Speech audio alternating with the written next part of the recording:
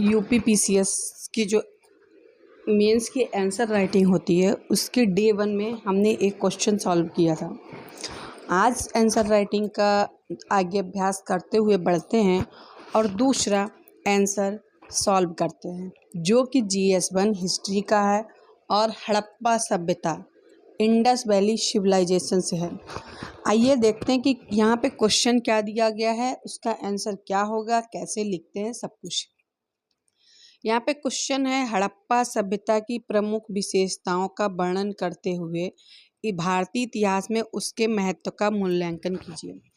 जो हड़प्पा सभ्यता है उसकी प्रमुख विशेषताएं, हड़प्पा सभ्यता की विशेषताएं कौन कौन सी हैं उनका यहाँ पे वर्णन करना है और भारतीय इतिहास में उसका महत्व क्या है उसका भी मूल्यांकन करना है। केवल यहाँ पे वर्णन ही नहीं करना है, विशेषताओं का वर्णन के साथ साथ विशेषताओं का महत्व भी बताना है और उनका मूल्यांकन भी करना है। देखते हैं हड़प्पा सभ्यता कब शुरू हुई थी। आज से लगभग 2600 ईसा पूर्व से 1900 ईसा पूर्व प्राचीन भारत की सबसे प्राचीन नगरीय सभ्यताओं में से एक है। हड़प्पा सभ्यता जो है वो 2600 ईसा पूर्व से शुरू हुई थी 1900 ईसा पूर्व में। और जो हमारे भारत की प्राचीन जो नगरीय सभ्यता हैं उनमें से एक है। यह सभ्यता जो है वो यह सभ्यता जो मुख्य सिंधु नदी है, जो हमारे यहाँ मुख्य सिंधु नदी और उसकी सहायक नदियों के मैदानों में विकसित हुई है। इसकी जो प्रमुख विशेषताएं तथा भारतीय इतिहास में इसका महत्व भी निम्नलिखित है। इसकी विशेषताएं भी निम्नलिखित हैं और इसका महत्व भी निम्नलिखित है। हड़प्पा सभ्यता की प्रमुख विशेषताएं, हड़प्पा सभ्यता की प्रमुख विशेषताएं कौन कौन सी है, आइए यहाँ पे हम लोग देखते हैं। उसके बाद आगे बढ़ते हुए सबसे पहली जो विशेषता है वो नगरीय नियोजन यानी कि अर्बन प्लानिंग। अर्बन प्लानिंग क्या है? हड़प्पा और मोहनजोदड़ो आदि नगर सुनियोजित थे। सड़कों का जो जाल सीधा और एक दूसरे को समकोण पर काटने वाला था। नगरों में ऊंचा किला तथा निचला नगर अलग अलग थे। नगरीय नियोजन, यहाँ पे नगर कैसे बसे थे? हड़प्पा और मोहनजोदड़ो के जो नगर थे वो सुनियोजित थे। सड़कों का जो जाल था वो एक दूसरे को समकोण पर काटता था, यानी कि वहाँ पे जो नदियों का जाल जो था, यानी कि सड़कों का जो सीधा जाल था बहुत अच्छा रास्ता था, एक दूसरे को समकोण पर काटते थे। और नगर में दो प्रकार के किले होते थे, एक ऊंचा और एक नीचा किला। उसके बाद यहाँ पे पक्की ईंटों का निर्माण होता था। मकान, दीवार, कुएं तथा नालियाँ सभी चीज़ें पक्की ईंटों से बनी थी। और यहाँ पे एक अच्छी बात पता है क्या है? ईंटों का जो अनुपात था वो 1:2:4 मानक के रूप में प्रयुक्त होता था। यानी कि इतनी पुरानी सिविलाइजेशन है, इतनी पुरानी सभ्यता है और फिर भी वहाँ पे जो नगर मकान बनाने की या फिर हम कह सकते हैं किसी बिल्डिंग को बनाने की इतनी अच्छी सभ्यता थी, इतना अच्छा वहाँ पे निर्माण कार्य होता था जो आज की सभ्यता को भी कभी कभी फेल कर देता है। क्योंकि यहाँ पे जल निकासी देखिए, जल निकासी की व्यवस्था बहुत अच्छी थी। घरों में स्नानगार तथा शौचालय थे और वो भी कच्चे नहीं थे, पक्की नालियों द्वारा ढके थे और मुख्य नालों से जुड़े हुए थे।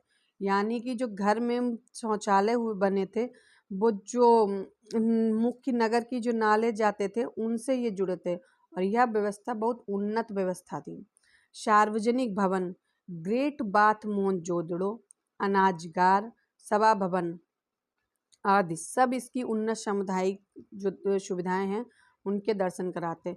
और यहाँ की जो अर्थव्यवस्था थी, अर्थव्यवस्था भी बहुत अच्छी थी। इनका मुख्य व्यवसाय था क्या था? इनका मुख्य व्यवसाय कृषि था और कृषि में गेहूँ जो हम लोग आज खाते हैं, जौ, चावल, तिलहन आदि की खेती होती थी। और यहाँ पर खेती के साथ साथ पशुपालन, मछली पालन, शिकार भी किया जाता था और इनका व्यापार बहुत अधिक विकसित था। ऐसा नहीं था ये पुरानी सभ्यता है तो इनका व्यापार विकसित नहीं था, इनका व्यापार भी विकसित था।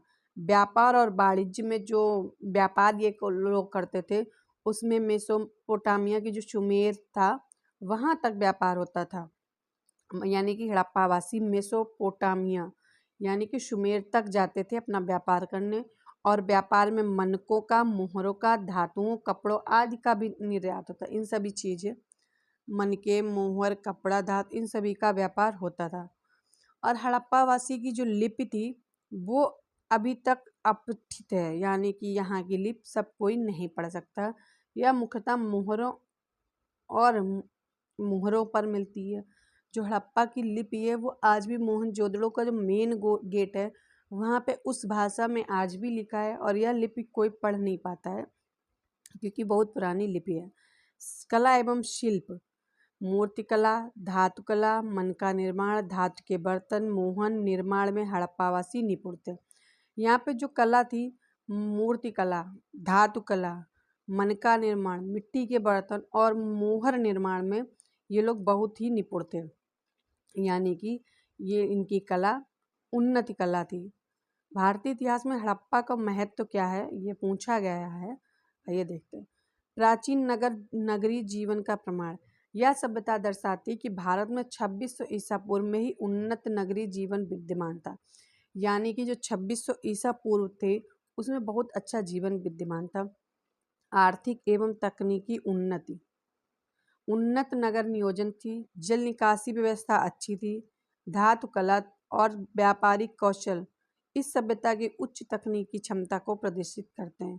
सांस्कृतिक विरासत क्या है? हड़प्पा सभ्यता ने भारतीय संस्कृति की जो आधारशिला रखी वो आगे चलकर वैदिक और उत्तर वैदिक कालीन संस्कृतियों में विकसित हुई। एकता की भावना, एकता की भावना विस्तृत क्षेत्र में एक समान संस्कृति, लिपि और मापतौल तथा मोहरें मिलना सांस्कृतिक एकता का परिचायक है। ऐतिहासिक अध्ययन क्या है? ऐतिहासिक अध्ययन यहाँ पे हम लोग देख लेते हैं। ऐतिहासिक अध्ययन का आधार, इस सभ्यता की खोज ने भारतीय इतिहास के लिखित इतिहास से हजारों पूर्व का आकार प्रदान किया है, इस आधार प्रदान किया है। ऐतिहासिक अध्ययन में ये जो सभ्यता है इसने भारतीय इतिहास ने जो खोज की उसकी लिखित जो इतिहास है उससे भी हजारों पूर्व का आधार प्रदान किया है। अब इस पूरी सभ्यता में जो भी पूछा था वो हम लोगों ने आंसर दिया है। इस सभ्यता का पूरा क्वेश्चन का हम लोगों को निष्कर्ष भी लिखना होता है। सबसे मेन जरूरी क्या है, हर टॉपिक में हर क्वेश्चन में कहीं से भी कुछ भी पूछे लेकिन अंत में निष्कर्ष लिखना बहुत ज़रूरी होता है। उसी के बेस पे हम लोग के जो नंबर हैं वो मिलते हैं। अगर आप निष्कर्ष नहीं लिखेंगे तो आपके काफ़ी हद तक नंबर कट कर दिए जाएंगे। यहाँ पे निष्कर्ष इसका क्या है? हड़प्पा सभ्यता भारतीय इतिहास की गौरवशाली धरोहर है। हड़प्पा सभ्यता जो है वो भारतीय इतिहास की गौरवशाली धरोहर है।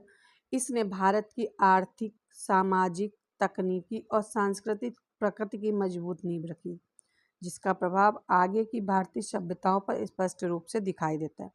जो हड़प्पा सभ्यता थी भारतीय इतिहास की जो गौरवशाली धरोहर है। हड़प्पा सभ्यता हमारे भारत की बहुत ही गौरवशाली धरोहर है, ये बात सच है। इसने भारत की आर्थिक, सामाजिक, तकनीकी और सांस्कृतिक प्रगति की जो नींव रखी है वो बहुत ही मजबूत नींव है, जिसका प्रभाव आज भी भारतीय लोगों को स्पष्ट दिखाई दे रहा है और आगे की जो भारतीय सभ्यताएं हैं उन पर भी दिखाई देता है। ऐसा नहीं कि आगे नहीं दिखाई, आगे भी दिखाई देता है। इसलिए इस क्वेश्चन को हम लोगों को देखना बहुत ज़रूरी था। इसी तरीके के से आंसर राइटिंग मेंस की करते हैं। पहले क्वेश्चन को आप समझिए पूछा क्या है। यहाँ पे पहले विशेषता पूछा है तो सबसे पहले विशेषता का वर्णन कीजिए। उसके बाद भारतीय विशेषता का वर्णन की पूछा तो विशेषता का वर्णन कीजिए। उसके बाद महत्व पूछा है तो महत्व का लिखेंगे। उसके बाद मूल्यांकन पूछा, फिर मूल्यांकन करेंगे। उसके बाद जो भी क्वेश्चन का आंसर है वो लिखेंगे। तो आप लोगों को ये आंसर राइटिंग समझ में आई हो तो कमेंट में बताइएगा। क्या आप इसी तरीके से और सारे क्वेश्चन की आंसर राइटिंग सीखना चाहते हैं तो कमेंट में यस लिखें, या फिर कमेंट करें कि प्लीज़ मैम आगे इसे कंटिन्यू करिए, तो हम आपके साथ बने रहेंगे। ऐसे ही आपको एक डेली नई आंसर राइटिंग के साथ मिलते रहेंगे। तब तक के लिए जय हिंद, जय भारत। अगर हाँ आपको ये वीडियो पसंद आई हो तो वीडियो को शेयर ज़रूर कीजिए आप जैसे न्यू लोग जो बच्चे सीख रहे हैं आंसर राइटिंग करना, उन्हें भी इस वीडियो का थोड़ा बहुत लाभ मिल सके।